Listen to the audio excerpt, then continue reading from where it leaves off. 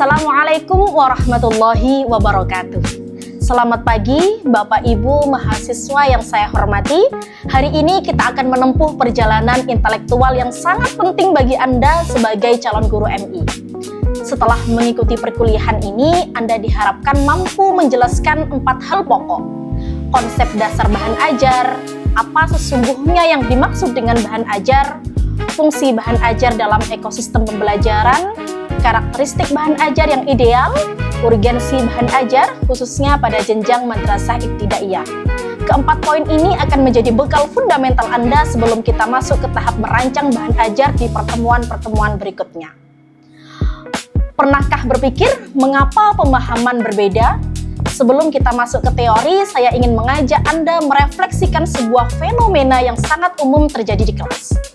Pernahkah Anda bertanya mengapa satu guru mengajarkan materi yang sama kepada kelas yang sama, namun menghasilkan tingkat pemahaman yang sangat berbeda-beda pada setiap peserta didik?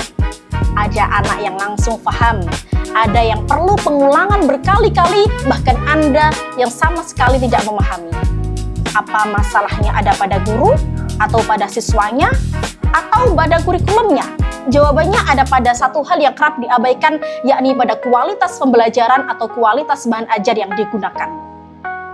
Lalu, apa sebenarnya bahan ajar itu? Secara esensial, bahan ajar adalah segala bentuk materi yang membantu guru dan siswa dalam proses pembelajaran. Perhatikan kata segala bentuk. Ini penting karena bahan ajar bukan sekedar buku teks. Kita mengenal setidaknya ada 4 kategori bahan ajar.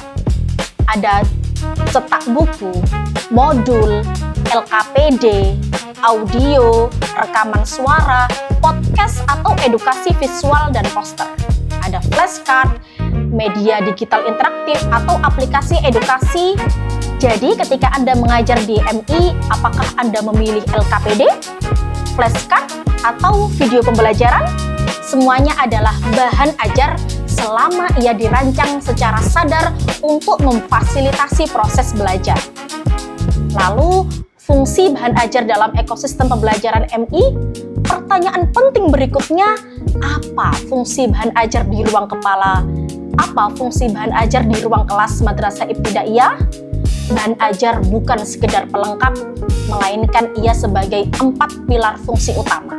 Yang pertama, pedoman guru bahan ajar adalah kompas yang mengarahkan alur pembelajaran secara sistematis. Tanpa bahan ajar yang baik, guru berisiko meloncat-loncat antar topik tanpa arah yang jelas. Yang kedua, sumber belajar. Siswa, bahan ajar adalah jendela informasi, pintu utama bagi peserta didik untuk mengakses materi. Disinilah siswa pertama kali bertemu dengan pengetahuan baru. Yang ketiga, alat evaluasi bahan ajar yang dirancang baik sekaligus berfungsi sebagai instrumen pengukur sejauh mana siswa telah menguasai materi dengan akurat. Yang keempat, pencapai tujuan. Pada akhirnya, bahan ajar adalah sarana esensial untuk memastikan bahwa tujuan pembelajaran benar-benar tercapai, bukan sekedar terlaksana. Lalu, karakteristik bahan ajar yang ideal itu seperti apa? Saya tegaskan ada satu prinsip penting, yakni bahan ajar tidak bisa dibuat sembarangan. Ia harus memenuhi kriteria karakteristik yang ideal. Ada 5 karakteristik pembentuk bahan ajar yang ideal, yakni 1. Relevan bahan ajar harus sejalan dengan tujuan pembelajaran yang telah ditetapkan. Tidak ada materi yang asal ada tanpa keterkaitan dengan kompetensi yang ingin dicapai. 2.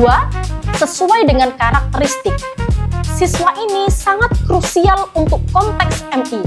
Bahan ajar harus cocok dengan usia dan psikologi perkembangan siswa MI. Apa yang tepat untuk SMP belum tentu tepat untuk peserta didik MI. Yang ketiga, sistematis materi harus disusun secara berurutan dan logis, dari yang mudah ke yang sulit, dari yang konkret ke yang abstrak. Yang keempat, menarik bahan ajar harus menghadirkan visual dan bahasa yang memancing rasa ingin tahu.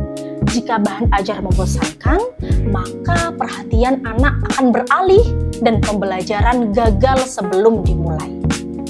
Yang kelima, mudah digunakan. Bahan ajar harus praktis bagi guru dan ramah bagi siswa. Jika guru kesulitan menggunakannya atau siswa bingung membacanya, maka bahan ajar itu sudah tidak lagi fungsional. Lalu, urgensi khusus bahan ajar untuk anak MI. Mengapa bahan ajar itu begitu urgent, bahkan lebih kritis di jenjang MI dibanding jenjang lain? Karena anak usia MI berada dalam fase perkembangan yang sangat spesifik. Mereka membutuhkan jembatan khusus menuju pemahaman yang konkret melalui 3 pendekatan, yakni dari abstrak ke yang konkret. Anak MI belum mampu berpikir abstrak sepenuhnya. Tugas bahan ajar adalah mengubah konsep yang rumit menjadi sesuatu yang bisa dilihat, disentuh, dan dibayangkan. Mempertahankan fokus, rentang perhatian anak usia MI masih sangat singkat. Bahkan bahan ajar yang visual dan menarik menjadi kunci untuk menahan fokus mereka lebih lama. Sesuai dengan tahap perkembangan, bahan ajar harus menjadi jembatan antara dunia bermain anak dengan dunia akademis formal. Tidak terlalu kaku seperti kuliah, tidak terlalu bebas seperti bermain tanpa tujuan. Selanjutnya adalah sintesis, menyatukan elemen menuju pembelajaran yang bermakna. Jika kita rangkum perjalanan hari ini, ada alur logis yang harus Anda pegang, yakni memahami konsep dasarnya, menjalankan fungsinya di kelas, memenuhi karakteristik ideal, menjawab urgensi anak MI, pembelajaran menjadi lebih terarah, efektif, dan bermakna. Keempat elemen ini bukan berdiri sendiri-sendiri. Mereka adalah satu ekosistem yang saling menopang. Jika salah satu lemah, efektivitas pembelajaran itu juga akan melemah. Nah, tugas kita membawa teori ke ranah praktik untuk memastikan bahwa pemahamannya tidak hanya berhenti di tataran teori. Saya memberikan tugas reflektif untuk pertemuan berikutnya, yakni 1. Identifikasi. Temukan satu bahan ajar nyata yang pernah Anda gunakan atau yang Anda temui di kelas MI atau SD. Yang kedua, analisis berdasarkan 4 pilar hari ini.